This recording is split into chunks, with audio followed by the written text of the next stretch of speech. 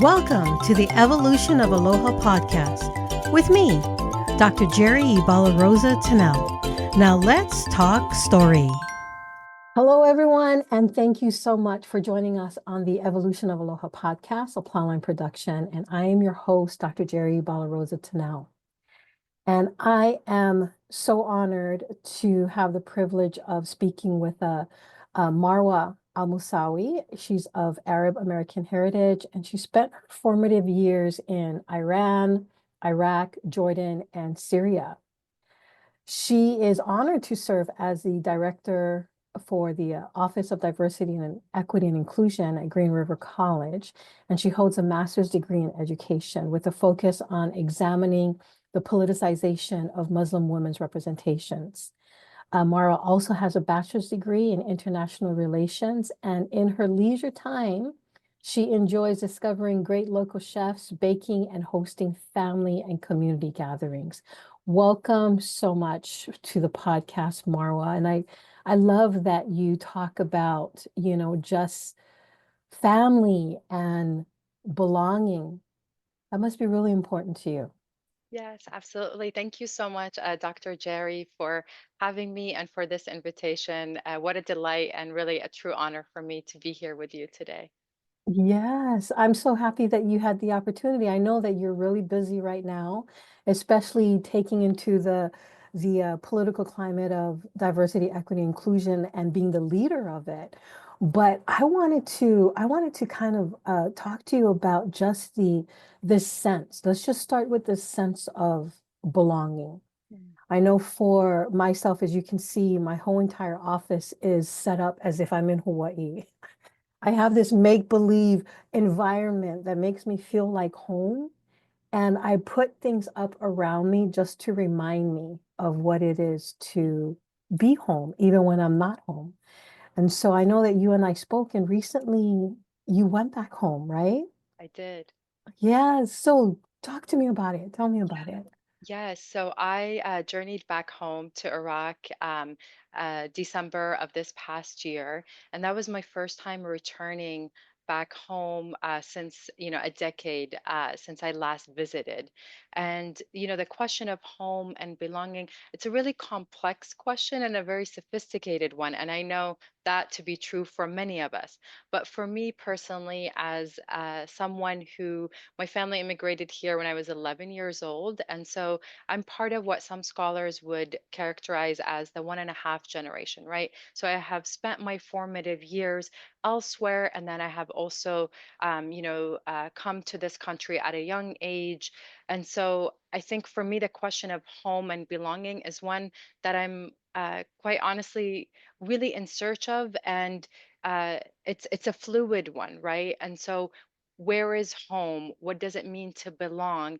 And so I think this most recent, trip from me to Iraq, it complicated that question even further for me, right? Mm. Because here I am, and what I should also mention, and I think it's really significant about my experience, is that I was journeying back home at the age of 36, exactly the age that my parents came to the United States. And so there was so much, going through my, my mind and my heart, and really spiritually preparing myself for that trip.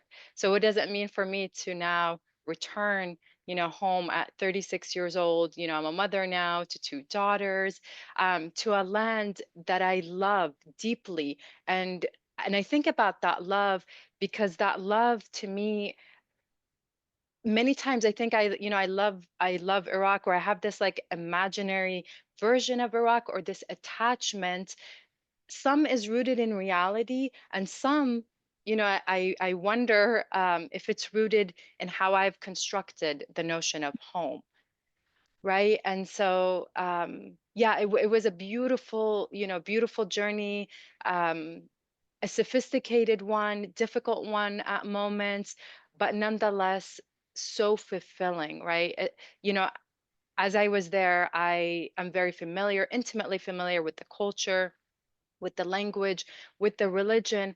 But there were certainly moments that made me realize I also have, these other experiences, right? There are reference points and subtleties that might be discussed about either events or, uh, happenings that I realize I didn't share that experience, with everyone Mhm. there. And so, as I've shared with you, I'm still trying to unpack and still trying to make sense of what is that trip and what does it mean for me? Yeah, so I'll pause here and then It's we it's can it's definitely. so it's exciting. It's exciting and it's complex and it's convoluted because we live in this diaspora, right? We're away from our home. And I totally understand when you're talking about these experiences. Did we construct these experiences based off of memory, or is it created based off of the knowledge that we've accumulated while living away from our birth home? Yes. Yes. So I totally understand that. And a lot of people who don't understand what the diaspora is, it's individuals who are living away from their homelands and working towards trying to figure out how do we find this sense of belonging in a place where sometimes we may not always feel like we belong. Hmm. Do you feel that? Right. Right. So, I mean, in Iraq, am I, fully Iraqi? Am I Iraqi American? Is my identity hyphenated? Here, in a lot of spaces, I don't feel like I belong. I don't, feel that sense of attachment or belonging, right? So it's really that third space in between, or the space in between, of searching for that home. But I think one of the realizations that I had as a result of that trip is that home can be many places, right? Mhm. I think about my life here, and even though I said I don't, feel a sense of belonging, I think it's contextual, and it depends on where I'm at, because I've also built a home here and a life here and a community that loves me and I love them, and they're a part of me now too, right? A very diverse community. And so I think about how that has also transformed me. And so I think it's given me an appreciation, right, to that our identities, right, are multi-layered. And so, and I don't have to pick and choose to, to be one thing, but I can honor and embody all of these different parts of my identity. And I- as I also hear you talking about, like, where do we construct that sense of home? I actually think about my parents, and I think about how their love and their admiration for Iraq, how they've transferred that to myself and to my four sisters. Both of my parents were involved in a resistance movement against Saddam's regime. And so there are all these parts of my story in which I think the work that I do here now in the United States, it's not a coincidence. It's really in alignment with my family's values and beliefs of, standing up for justice and against oppression and liberation for all. And so, I just remember the stories of my dad, telling us about his homeland, and town in Misan, and really, yeah, just at a very young age, instilling that love of Iraq, the values of community, of togetherness, of uh, yeah, of that deep, knowing your neighbor and really connecting with them at such a core level that they become part of your family. Those are some of the things that I remember and hold dear to my heart. You know, Mara, it's really interesting. Excuse me. I'm coming down with a cold. It's really interesting that, you talk about this love for Aina, love for the land, love for Kanaka, Aloha Kanaka, love for the people, everyone, right? And you have this alignment that you speak of. And it seems like that is what everyone wants. everyone wants to have that. It's like I'm always it's like I always talk about the triadic alignment. Mm. Aloha Akua, Aloha Aina, and Aloha Kanaka. So Aloha Akua is a loving connection to the divine, whatever name you give the divine, right? Aloha Aina, loving connection to the land. That land, this is the land which feeds us, which shelters us. And when we can have this alignment with Akua and Aina, we understand on how important it is to Aloha Kanaka, love and care for one another. Yet, yet, in this society right now, there is this discourse that is increasingly hostile, especially toward diversity, equity, and inclusion efforts. So how do you remain in this place of being resilient and heart focused? How do you remain in this alignment? Um, you're, so right, right. We're in a moment, a critical moment in which many of our identities are politicized, they are demonized. And I think for me, and we recently spoke about this at the Students of Color conference too.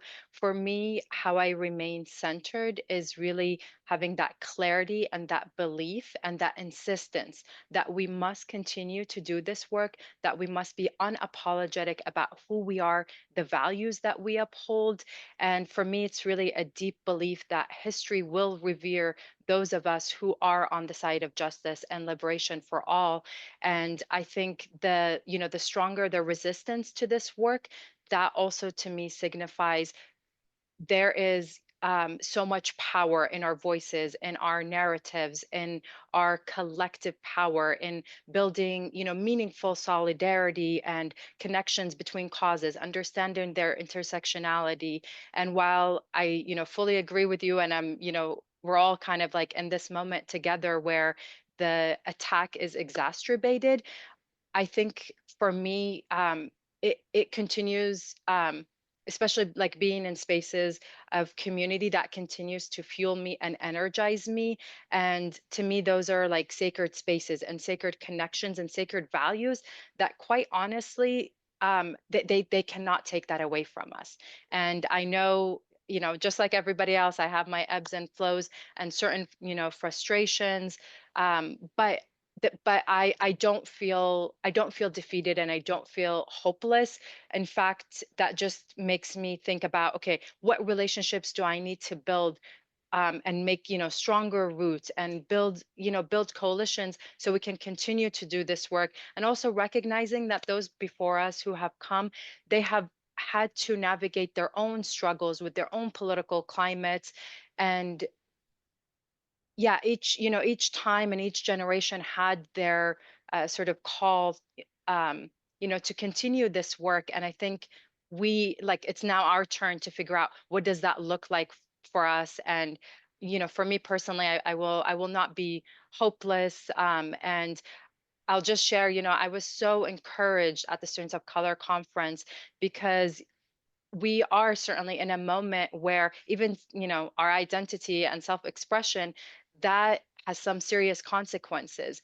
But to look out through, the room, and to see so many of our students feeling comfortable to be unapologetically and authentically themselves and expressing who they are, seeing students wearing their kufiyas throughout the conference, and knowing that this is a space that that welcomes them, that embraces them, that meant so much to me, right? Because we see that there are students who are literally being abducted, who are facing severe consequences, right? Whether to their immigration status, whether to their educational journeys, yet they're insisting in showing up in this way. And so I think, just coming off of the Students of Color conference and that energy, I I think we're unstoppable, and they can, try all the ways, but uh, yeah, I think collectively we reject them, we strategize, and uh, we continue. Yes, yes. You know, Marwa, you're like the epitome of gracious anger. You reflect that, it's like you have this fire inside of you. Excuse me. You have this fire inside of you, and it is so um like you have control of it. You have control of it. And I think a lot of times we can easily, everything that you mentioned, I could feel in my now, in my belly, that tension that has been going around, right? It's like my shoulder starts to cramp up and everything like that. And I can feel it. I can feel it. And we have so many reasons um why we're angry, why we're angry. But if we have the uncontrollable kind of anger where we start hurting people in the process of our hurt, we're only going to perpetuate a bigger divide. And so, I love being around the students, and I'm so sorry that I missed a student of color conference this year, We missed you. but it is so powerful because this whole part of being unapologetically yourself. For so many years, I feel like after I left Hawaii, I've always had to apologize for the way that I spoke. Mm, I had to apologize for the way that I carried myself, some of my characteristics. I always had to apologize for it. But then when I stepped back and reflect on those moments, I'm like, I'm just being me. This is the right. way that I grew up, right? It's like I remember, I think many times you always see me with a flower in my hair. Yeah. And for a long time, I stopped wearing the flower in my hair Mm, only because someone would say, well, you're not in Hawaii anymore. Or those flowers don't even grow here. Why do you even have to do that? mm, You should just be like the rest of us. So that right. assimilation. And so, it's like, yeah, finding that sense of belonging in a place where sometimes we have to, we feel that we've got to curtail who we are. Um, it can be difficult, but I think the way that you are showing up, you're showing up for your students, you're showing up for your people, and you're showing up for what your ancestors brought Mm, here. And just because you are here in the United States of America, right. that doesn't make you any less Muslim, Hmm. which some people feel that, well, now that you're here in America, it's Right. like, let's take a step back and see actually who's originally from these Thank you. states, right? This Yes. country. Yes. Yep. Because all these people that are complaining about, well, you should be more of this and you should be more of that, they should be more of where they came from if they actually know where they came from. Mhm. Mhm. What do you think about that? Yeah. No, I think about I think about the fact that, I come from a people who also resisted, colonialism and resisted, British colonialism and, just also in connection to, my parents and their history and that resistance movement. And so that to me is part of, that drive that you're talking about. But I also want to say it's an evolution, right? I mean, I came to this country, as a young person a year before 9/11, which had a really significant impact, right, on my life and what it means to grow up a Muslim in this country and to hear this particular narrative about your people and who they are and what that manifestation is like. And so I will say that, for years, I think I struggled, right? in finding my voice, in finding ways that I can contribute, because I internalized that message without even realizing that I was internalizing that message. And so it, has taken me years, and I'm sure it will continue to take me years to reclaim my identity and to have a Mhm. better understanding of who I am, what I'm capable of, and to really like respond to my own ambitions and desires, and to process what does it mean to be in connection with other communities, whether it's my own community or Yeah. other communities. So um, at the end of actually the SOCC conference, there was, just like a moment, where I was by myself, and I paused, and I thought about the Marwa now. And those who are close to me have, heard me kind of describe this. Okay, so I rarely say like I'm proud of myself. More often than not say like I'm really hard on myself. But there was a moment where I thought this Marwa would be, or the younger Marwa would be proud of this Marwa. And so that's how I'm trying to show up, of trying to be the person that I needed while I was growing up. And of course, just having so many different layers to my identity, right? Having two daughters, thinking about the legacy and the impact that I can have, not only for them, but for other youth, not just Muslim youth, but across all communities. So really trying to lean into that. And yeah. Yes, yes. I mean, we can't ask them to to be able to fully show up in all of their identities. How beautiful is that? I mean, to be able to show up in all of their identities. And there's some of us that have these intersecting identities. Sometimes you will, I mean, it's like I find myself, that reclamation that you're talking about, right? Reclaiming that identity. I think what happened, especially for me leaving Hawaii and coming here, I needed to figure out what was this about? What was this place about? Mhm. And I adopted and I adapted and I've learned on how to exist on this plane. And it's like at in that moment, like you're talking about the Marwa before and the Marwa now, that Jerry before would tell her sisters, "Shh, quiet, don't talk like that. I don't want people to think we're stupid." Right? That was that Jerry before. Oh, my husband is white, and it's like you need to dress differently. You need to talk differently. In fact, you know what? Why don't you just sit down and don't even say anything, right? Let's just be safe. Those are the things that would come through my mind.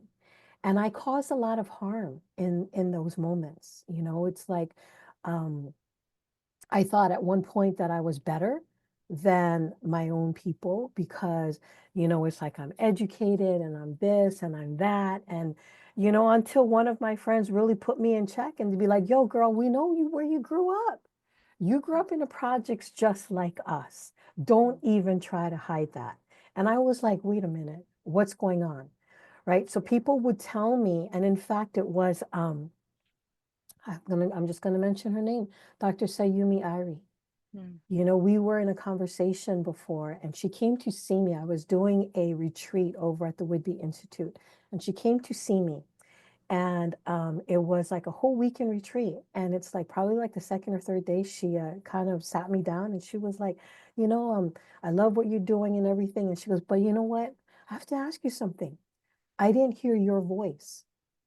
And I was like, you're listening to me for 2 days and you didn't hear my voice.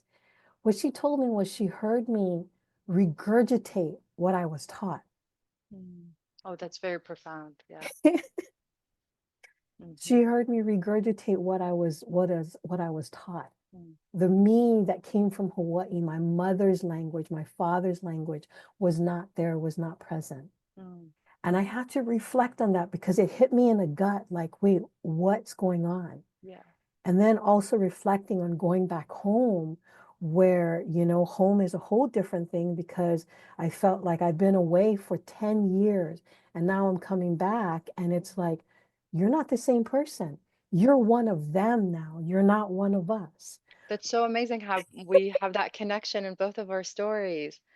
But Yes. yeah, thank you for sharing that like example because I think that's really powerful. And Dr. Saeem is, powerful. And I'm thinking about the Social Justice Institute, and that was actually some of my earliest, years, like in my career in which I participated in the Social Justice Leadership Institute. I was actually a young mother at the time, and so I remember that experience being, extra emotional because that was also the first time that I left my baby home to go to Whidbey Island to Mhm. participate, Yes. in the institute. And yeah, so that also was an important and a significant space. I think, yeah, many, many moments and many mentors and individuals have helped shape me to the point where I'm at. And like I said, there's still so much work of learning and unlearning, right? To really to reconcile with Marwa. I think that's part of the work that I've been involved in. Yes.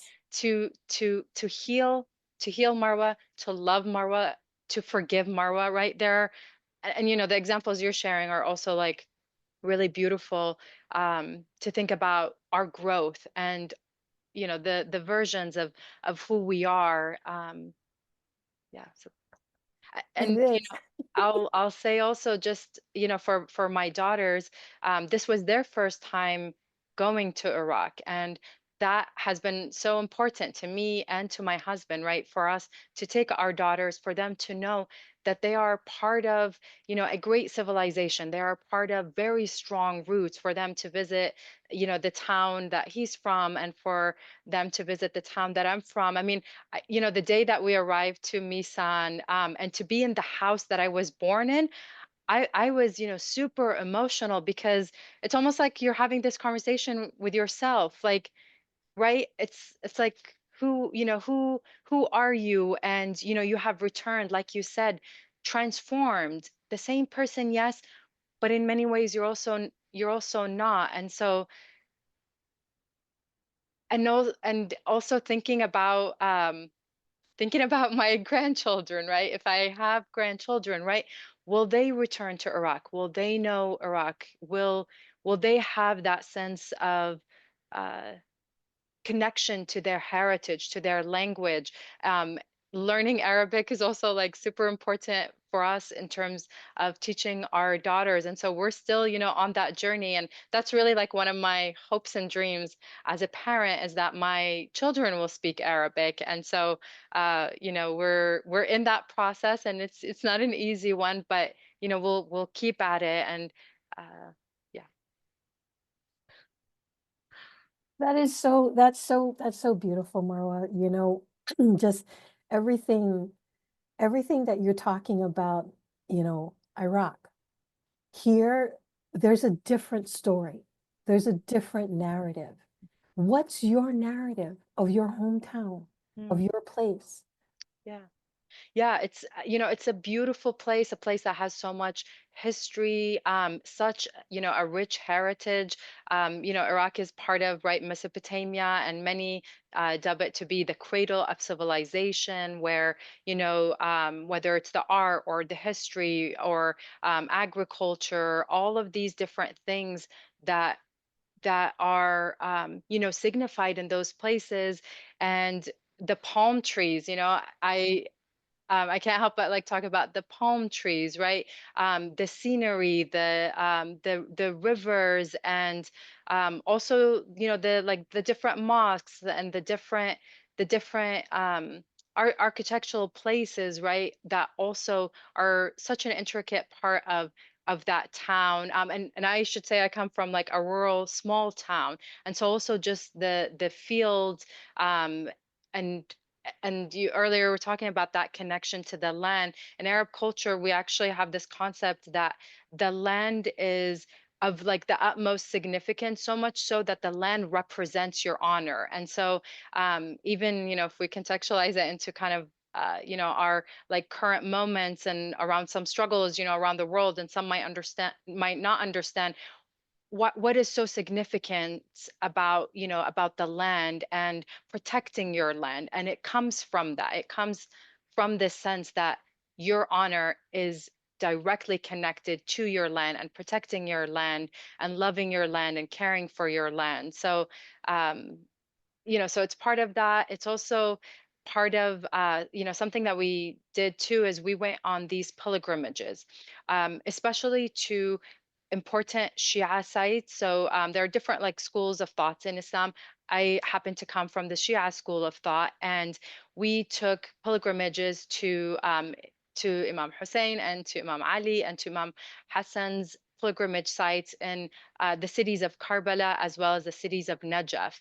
And those experiences, I mean, really some of the most um, some of the most like incredible majestic experiences that one could have. And maybe I could share photos, but it's essentially their tomb sites, and visitors from across the world, I mean, it's so many people, thousands of people, sometimes even millions of people, during important religious times, they would come to these sites and ask for essentially prayers and do supplications, etc. And so revisiting those sites, yeah, I mean, it really it gives you that moment of pause and that desire to have that like deep spiritual connection. I mean, I think that's also another thing that I was trying to revive within me, right?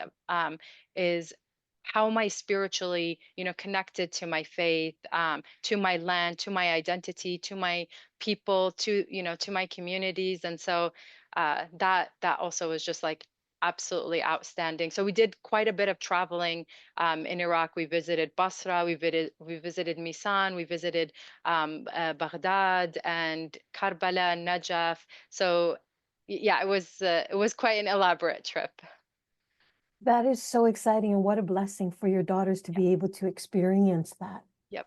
And, just you sharing about the part of the world that many of us probably have never visited. All we can do is imagine. And it's like when we hear about the places where, um, people talk about, we need to hear it from those who are in connection, who understands the depth of where you come from, because people will miss out on it all. And I feel that if we were just open, if we had open hearts and open minds to be able to see the beauty of our planet, maybe we would be caring for each other a little bit more, honoring each other for where Respect. they come from, and that respect, Mhm. you know, we'd be having a different conversation, Mhm. right? I think our entire um, society would be different if we were able to let go of some of the biases that we have, some of the prejudices that we have, and to really understand on why you lead the work. I can see why, Marwa, that you are leading the work of diversity, equity, inclusion. And there is not a better person to be able to do that, because you bring in the diversity. You bring in the knowledge that it's like, hello, there is more to our world than just what we see here. There's more to our world than what we read in books, right? Is that engage with one another. It's like one of my ancestors would say, he alo, ahe alo, face to face, right? Punani Burgess, Auntie Punani Burgess would talk about that, because she said that's the only way we're going to know each other. Not by the books we read, not by what people tell us, not by any of that, but really knowing each other. And so that's what we're doing. Yes, you saying that like reminded me too of just like my experience of reconnecting with my relatives there, right? And some who are distant relatives or even family friends or even neighbors, but seeing how hospitable and how welcoming and how loving they were towards me and my family, it reminded me of how important those connections are. And some, I mean, some haven't seen me since I was a baby, but they still had this deep sense of love for me and my family. And that, I think, that was really powerful for me, right? We come from collectivist societies, and there is such strength and power that comes from this idea of you are not alone and you don't have to journey through this life Yes. alone. You come from Yes. a lineage, you come from a family, you come from a community. And I think it's those roots that you're also alluding to that are so important in how we navigate this world. And so that to me just was another reminder of that's how I want to also lead, and not lead from like an individualistic kind of perspective. And I mean, the rushness and kind of the busyness of how we lead our lives here, it's very different from there. So there is that time for connection, there's that time for presence. We, I would say, had so many times of like having chai and coffee, and that's where the conversations are happening. There's even like these different paintings about what the cup of tea, the cup of chai, what it represents in Iraqi culture. And it's always there. The chai is there when it's a happy occasion or a sad occasion, but it's a way for you to be present and to connect with others. And so that was also something I just deeply appreciated, of having those moments of seeing one another and connecting and talking. Oh, absolutely. And your stories, you coming back, sharing your stories with your students on just your experience, that right there is ways of being and knowing. It's like a lot of times especially in higher ed, we get so bogged down with certain ways of being and knowing and understanding the world. But then when we look at it, it's so Eurocentric. Mhm, mhm. It's so Eurocentric. It's like there's other ways Yeah. of being, there's other ways of living. Let me share with you. Let me share with you. And when we start sharing with one another, honor it and respect that this is a knowledge and this is a gift that Mm. we're giving one another, right? Is by learning about our different cultures or different places of where we grew up, is honoring that. Yeah. And if we Even were our able, stories. in our stories, yes, Yeah. yes, in our stories, Mhm. because there's always medicine in the stories. There's medicine in our words. They're healing. Very healing, very healing. And I've the older I've gotten, I've also, I think, become more selective in who I share my story with. So the Yes. younger, version of me, maybe I would, more readily share my story. But then I Yeah. also realized that, depending on the context, sometimes you open up and you share different aspects of yourself, and those around you, maybe they're not ready to receive that. And so I'm much more selective in terms of who I share my story with, or even aspects about myself. Um, yeah, and I think that's just been important to me. So yeah, just really like holding space for that. So my kind of frame around that now is, not everyone is entitled to know my story or to have access, Mhm. to parts of me. And there is really there's a need for trust building and relationship building as well. And so That's a good one too, that trust, right? Is like, and how do you gain that trust? You gain that trust through relationship. How do you do those relationships? You get to know one another, you honor one another, you respect one another. And I love that you said that not everybody has access to your stories. And so it's like, I feel that way too, right? It's like I have my small group of people where I feel safe enough to let my walls down. And I feel safe enough to know that if there was anything that I would say that is contradictory to what I say in public, they would be like, girl, we got you. We know that this is you right now. This is what you're deep level of feeling. understanding. Yes, Mhm. yes. And not everybody has that. Mhm. And not everybody are welcome because we're energy, Yeah. and sometimes our energy just doesn't match up. Mhm. And if it doesn't match up, it's okay. That doesn't mean you've got to hate on one another. It's just the Yeah. fact that I respect myself enough. to know that my energy is not jiving with yours, you're not jiving with me. I can love you from afar. Mm. Right? Yes. Yes. Yeah. Yeah. No, I mean, even in our moment, the distractions are many. And I think, being selective about where we pour our energy, our efforts, Mhm. and our time, and our care and love, like that matters, right? Yes, it does because it actually it it takes a toll on your body, on your spirit, on your mind. And we've got to, like you said, when we are in these spaces, these are sacred spaces. And it's sacred because we are bringing our sacred selves into that space. And so we can honor each other's humanness, and experiences. It creates the space where we can trust. And right now it's hard. It's hard in this world, but I feel like you were saying this collective idea that there are those of us that are doing the heart work.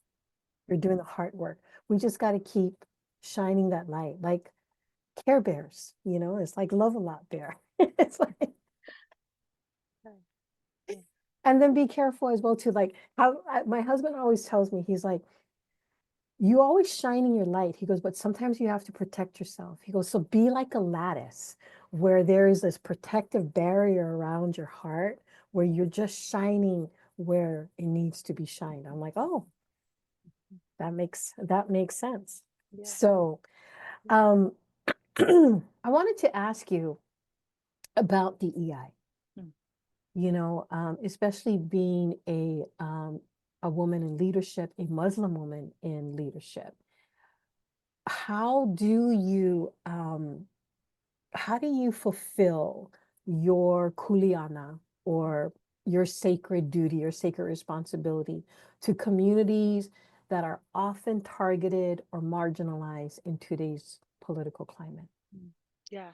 So for me, being a Muslim woman in this DEI space, which can be a contentious space, and I think for me, I own that, I recognize that, and then I think about my obligation and my responsibility, right, to communities that have historically been marginalized, that continue to be marginalized, in our contemporary times, and continuing to move through really like also being strategic about, okay, how do we advocate, how do we continue this work, having an understanding of how the system is working, and really trying to dismantle that, and building coalitions. I think it's so important that this work we is not done alone.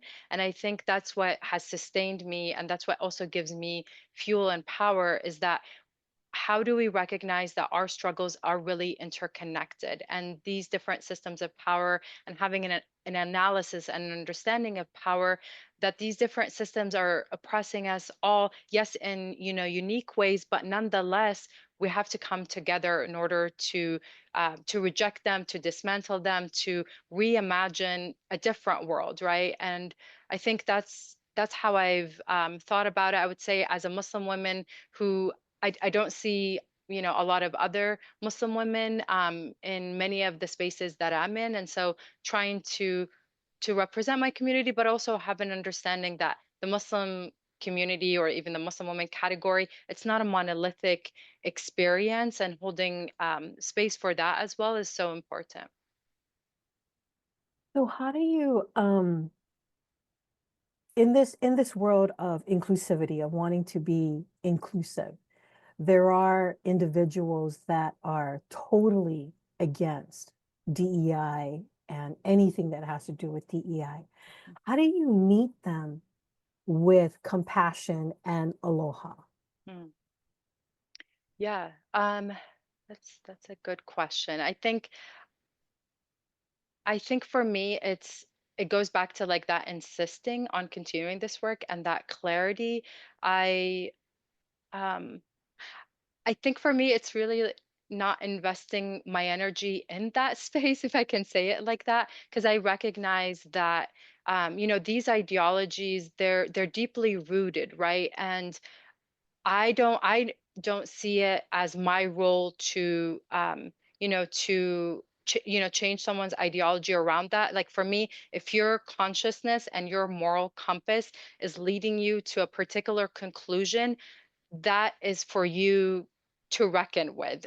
Though, those are not the conclusions and moral ethics and principles that I have. And so I think for me, honestly, in this current moment and, for years now, I don't see that to be my work. I, meet them, with respect, with understanding, but I don't like that's not where my energy is invested. That's not where my calling is. I see that as work that, that they have to engage in. And by all means, if these are ideologies that you're proud of and you would want your, progeny to like reflect back and say, this is what my ancestor believed in, like by all means go ahead, but that won't be me. Hmm. Hmm. That's such a good way to answer that, Marwa. I love it because, I mean, that's something that we're up against all the time, right? In this world of, and then you can hear it. You can also hear it in some of the agendas that's coming out, is that they're utilizing the same language, Mm, right? And it's like they begin just like what's happened before is to weaponize it, mhm, not really truly understanding what diversity, equity, and inclusion is about. mhm, They've learned to weaponize it. And I think, yeah, what is your moral compass? mhm, What's the narrative that you're having in your head, conversations? What is it that your children are going to pick up on? mhm, Right? Is like, are you instilling love? Are you instilling hope? Are you instilling hate? What are you instilling in them? And then if it's like later on down the line, there's issues, we've got to ask ourselves, what did I play in all of this? This is the society that we have. What was my responsibility in it?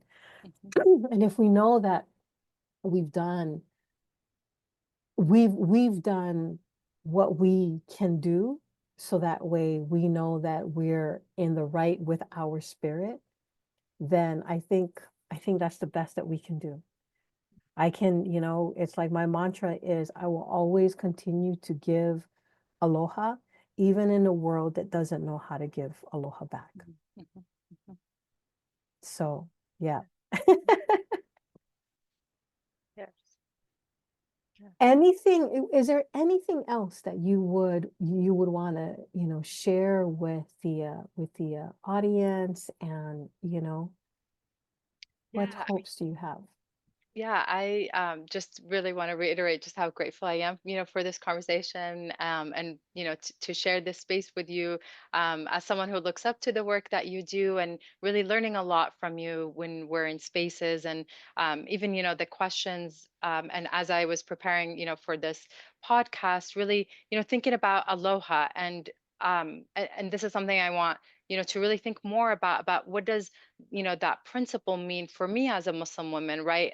I think currently how I understand it to be a spiritual framework, right? Of harmony, of obligation, of doing what's right, of courage, of presence. And so I think, I want to thank you because you have, led me to like think about what are those principles and how do I embody them? How do I show up in these ways?